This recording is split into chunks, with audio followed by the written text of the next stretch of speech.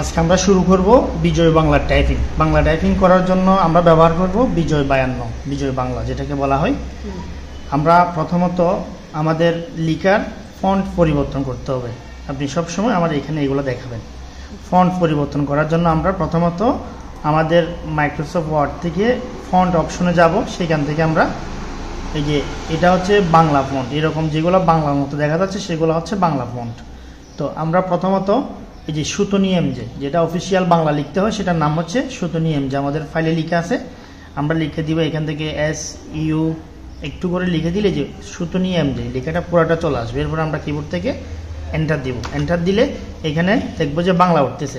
এখন বাংলা উঠতেছে, এখন বাংলা উঠতেছে ঠিক আছে, কিন্তু উল্টাপাল্টা ভাবে উঠছে। যেমন আমি ক দিলাম আসতেছে ল, ব দিলাম আসতেছে আরেকটা। তো উল্টাপাল্টা যখন আসবে তখন আমাদেরকে কিবোর্ডটা সেটিং করার শর্টকাট উপায় হচ্ছে যে কিবোর্ড থেকে কন্ট্রোল অল্টার একসাথে ধরে বাংলাদেশের বি, এই বি না বাংলাদেশের বি একবার দিব। আমরা একবার যখন দিব তখন আমাদের এখানে যদি আমরা ক দিই তখন ক আসবে। এরপর আমরা ব দিলাম ব আসতেছে, দ দিলাম দ আসতেছে। তাহলে আমাদের সঠিক জিনিসটা এখন চলে আসতেছে। আমরা প্রথমবার যখন কন্ট্রোল অল্টার বি দিয়ে বাংলা সেটিং করবো, এরপরে বাংলা লিখে আসবে। এখন যদি আমরা আবার ইংলিশ লিখতে যাই তাহলে আমাদেরকে আবার এখান থেকে একটা ইংলিশ ফন্ট, এই যে যেমন ক্যালিব্রি, ক্যামব্রিয়া, এগুলো হচ্ছে বাংলা ইংলিশ ফন্ট। এইটাতে ক্লিক করলাম। এখন যদি আমি ইংলিশ লিখি তাহলে ইংলিশ আসবে উল্টাপাল্টা। যেমন এল দিলাম আসতেছে একটা, কে দিলাম আসতেছে জেড, উল্টাপাল্টা। তখন আমাকে আবারও কন্ট্রোল অল্টার বাংলাদেশের বি একবার দিতে হবে। একবার দেওয়ার পরে এখন যদি ইংলিশ লিখি তাহলে সঠিকভাবে ইংলিশটা আসবে। তো যে কোনো সময় যখন কিবোর্ড উল্টাপাল্টা কাজ করবে কিবোর্ডের সাহায্যে আমরা কন্ট্রোল অল্টার বি বাংলাদেশের বি দিব। তো এখন আমরা আবার বাংলাতে গেলাম। সুতনি এমজে যাওয়ার পরে কিবোর্ড উল্টাপাল্টা আছে সেজন্য কন্ট্রোল অল্টার বি দিলাম, এখন ক দিলাম। আচ্ছা, এখানে ফন্টটা চেঞ্জ করি না, আমি ফন্টটা একটু চেঞ্জ করে দিই। এটা হচ্ছে বিজয় সুতনি এমজে, এটাকে ক্লিক করলাম। এরপর আমরা কিবোর্ড থেকে ক দিয়ে দেখবো, যদি ক ঠিক মতো উঠে তাহলে ঠিক আছে, যদি যে এর মধ্যে ক যদি না উঠে তাহলে আমাদেরকে কন্ট্রোল অল্টার বি দিয়ে একবার দিতে হবে। তো আমরা কন্ট্রোল অল্টার বি দেওয়ার পরও যদি বারবার এটা যদি সঠিক না হয় তখন আমাদেরকে মনে করতে হবে যে বিজয় 52 আমাদের যে বিজয় সফটওয়্যার ওইটা অন করা নাই আমার কম্পিউটারে। তো অনেক সময় এটা অটোমেটিক অন হয় না। তখন আমরা একটা কাজ করব, এখানে স্টার্ট মেনুতে যাব, এখান থেকে যে বিজয় 52 এটার উপর একটা ক্লিক দিয়ে আসবো। তাহলে এরপরে আমাদের বিজয়টা অন হয়ে যাবে। তো কম্পিউটারে বিজয় থাকলেও অনেক সময় অন হয় না। যখন অন থাকবে না তখন এখান থেকে গিয়ে দিয়ে আসতে হবে। আর ম্যানুয়ালি সব সময় অটোমেটিক্যালি এটা অন হয়ে যাবে। এরপর আমরা বাংলা লেখা শুরু করি। এখানে সবগুলা বর্ণ দেওয়া আছে, যে যেখানে যে কির মধ্যে যেটা দেওয়া আছে, ক উপরে আছে খ, ত উপরে আছে ত। আমরা জানি উপরেরগুলা লিখতে হলে আমাদেরকে শিব ধরতে হয়। তাহলে যেমন ক লিখলাম শিব ধরে লিখলে খ, ব লিখলাম শিব ধরে লিখলে ব। তো এইভাবে করে আমাদের উপরে নিচের গুলা লিখতে হয়। যেমন নিচে আছে রস্যিকার, যদি আমি শিব ধরে লিখি দীর্ঘিকার। তো এখন এখানে ব্যঞ্জন বর্ণগুলো সব ঠিকঠাক ভাবে আছে। এখন স্বরবর্ণ লিখতে গেলে আমাদের স্বরবর্ণগুলো এখানে আমরা পাই না। তো এগুলো আমাদেরকে বানিয়ে নিতে হবে জি এর সাহায্যে। এখানে যে জিটা দেওয়া আছে এটা হচ্ছে যুক্ত করার জন্য আমরা ব্যবহার করি। জি শব্দের অর্থ হচ্ছে যোগ বা লিঙ্ক করা। তো এখানে আমরা দেখতেছি জি এর নিচে একটা হসন্ত দেওয়া আছে, হসন্ত।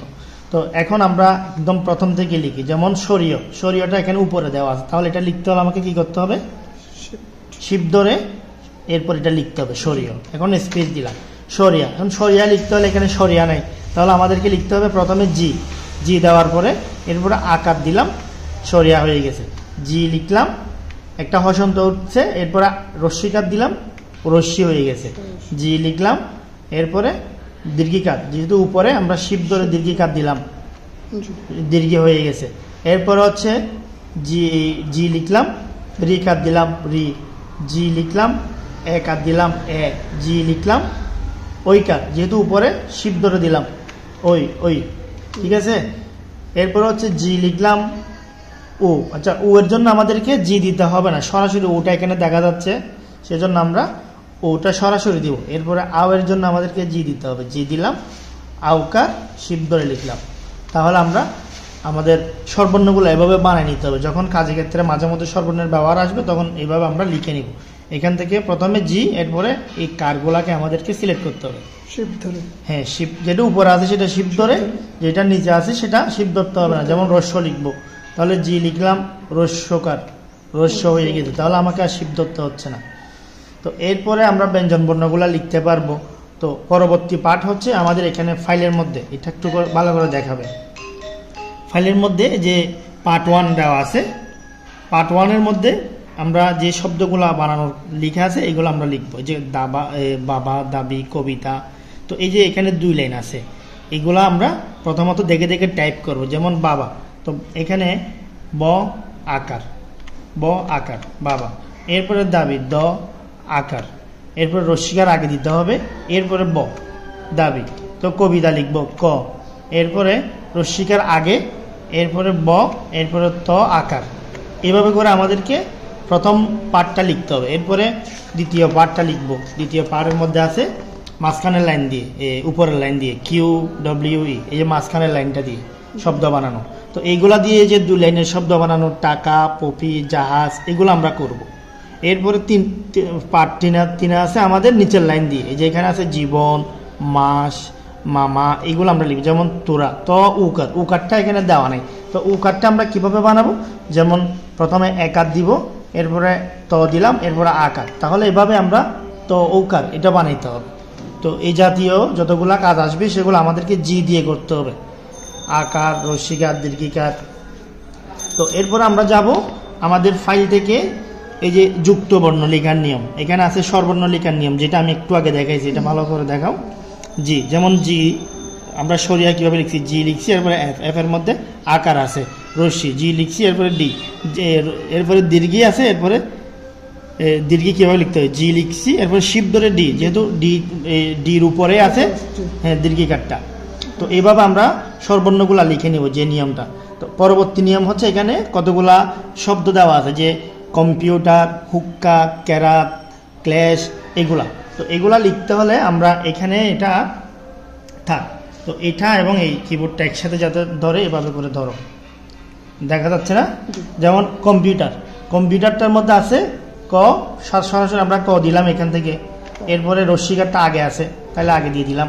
এখন ম আর প দুটাকে যুক্ত করতে হবে, তাহলে যুক্ত করার নিয়ম হচ্ছে জি, মানে আমরা যেটাকে যুগ বলবো সেটা হচ্ছে জি। যেমন এই যে ম আর প যোগ করতে হচ্ছে, ম এখানে আছে, যুগ মানে হচ্ছে জি, এরপরে প, তাহলে কম্পিউ।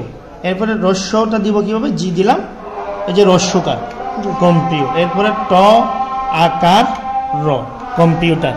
তো এভাবে আমরা যত ধরনের যুক্ত বর্ণ আছে এগুলো একটা একটা করে নিব। তো এখানে আমার যুক্ত বর্ণের যে চার্ট আছে, এখানে প্রত্যেকটা যুক্ত বর্ণ ভেঙে ভেঙে দেওয়া আছে, একটা একটা করে দেখা। এই যে এটা, এই যে এটা, যেমন কম্পিউটারের মধ্যে যুক্ত বর্ণ আছে ম আর প, হুক্কার মধ্যে কোনো যুক্ত বর্ণ নাই, শুধু ক যুগ ক, হ রস্যকার। যেমন হুক্কা লেখার সময় আমরা দিলাম হ, হ লিখলাম, এরপরে সরাসরি একটা রস্যকার, এখানে কোনো যুগ দেওয়া যাবে না, সরাসরি রস্যকার। এরপরে ক যুগ ক, এখানে কিন্তু যুক্ত বর্ণ আছে। তো র, এখানে র ফালা, জ ফালা, এই ধরনের যেগুলো আছে সেগুলা কোনো যুক্ত বর্ণ না, এগুলো আমরা সরাসরি দিব। তো এখানেও আছে অঞ্জলি, এখানে সরিয়, এখানে যুক্ত বর্ণ আছে ইয় যুগ বর্গজ অঞ্জলি। এরপরে পরীক্ষা, পরীক্ষার মধ্যে যুক্ত আছে ক আর মধ্যনিস, যে ক্ষীয়টা ক যুগ মধ্যনিস, বাকিগুলা হচ্ছে এমনি আমরা লিখে দিলে হবে। সন্দীপ, এখানে 3টা যুক্ত বর্ণ আছে, তাহলে এখানে লিখতে হবে দন্তে ন যুগ দ যুগ ব। এরপরে শ্মশান, এখানে যুক্ত বর্ণ আছে শ্মশানের, যুগ ব। তো এরপরে আমরা এখানে বাকিগুলো এভাবে লিখে নিব। তাহলে আশা করি এখানে যুক্ত বর্ণ দিয়ে বানানো শব্দগুলো আমরা এখানে সবগুলাই লিখতে পারবো, পারবো না? ব্রাহ্মণবাড়িয়া, এখানে কি যুক্ত আছে, হ যুগ ম, অনেকে এটা ক্ষীয় মনে করে, এটা কিন্তু হ যুগ ম। এরপরে উজ্জ্বল, বর্গজ যুগ বর্গজ যুগ ব, এখানে কিন্তু 3টা যুক্ত বর্ণ। এরপরে চন্দ্রবিন্দু, এটা কোন জায়গায় আছে, কিবোর্ড থেকে এফ, এই যে এখানে 7-এর মধ্যে উপরে, এখান থেকে আমাদেরকে চন্দ্রবিন্দুটা লিখতে হয়, এটা অনেক সময় অনেকে খুঁজে পায় না। এরপরে আমরা এখানে এই যে একটা শব্দ আছে, এটা হচ্ছে বাংলা 50টা বর্ণ দিয়ে একটা শব্দ বানানো, যেটার মধ্যে আমরা ইংলিশে যেরকম লিখি a quick brown Fox jumps over the lazy dog, same এরকম একটা শব্দ বর্ণ সেন্টেন্স, যেটার মধ্যে বাংলা সবগুলা বর্ণমালা একসাথে পাবো আমরা।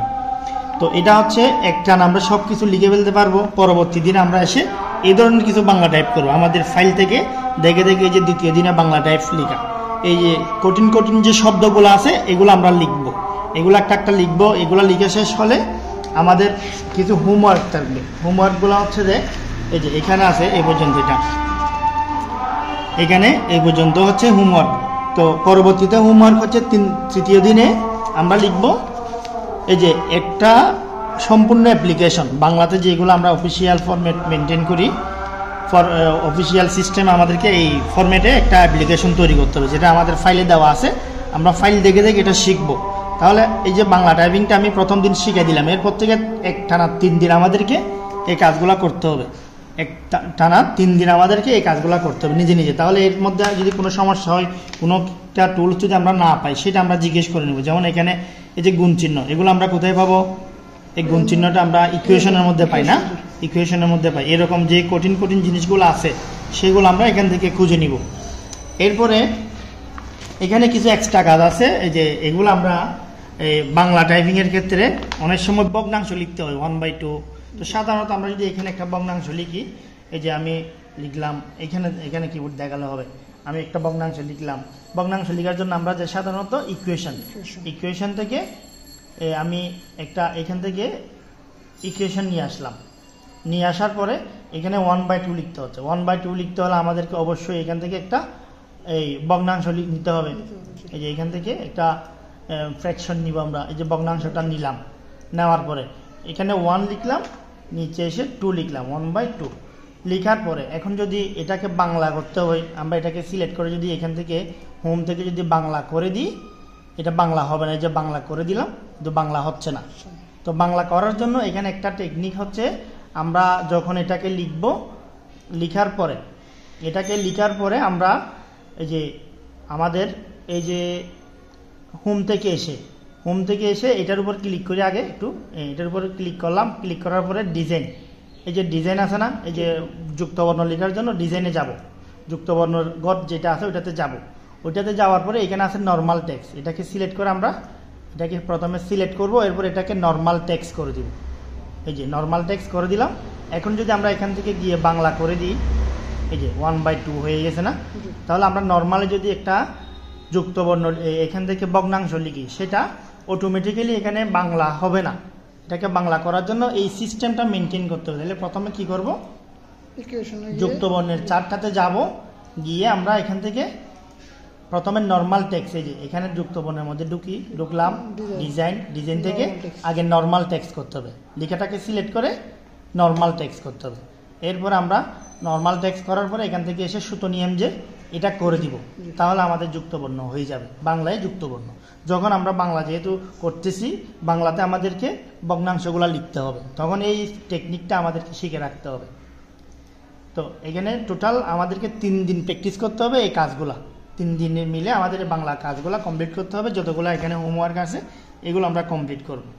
তো 3 দিন পরে আমাদের একটা বাংলার উপর একটা সিবি আছে। এটা এখানে কতগুলা ক্রাইটেরিয়া বলা আছে যে হোমওয়ার্ক হিসাবে একটি বাংলা সিবি তৈরি করতে হবে, যেটার মধ্যে ফন্টের সাইজ আমি উল্লেখ করে দিয়েছি 16 রাখতে হবে। পেজের সাইজ হচ্ছে A4। এরপরে মার্জিন সব দিকে 1 ইঞ্চি হবে। পেজের চারপাশে একটা বর্ডার দিতে হবে, পেজ বর্ডার। এটা কমপ্লিট করে এই হোমওয়ার্কটা জমা দিতে হবে। তাহলে এই হচ্ছে বাংলা টাইপিংয়ের টোটাল 3টা ক্লাস।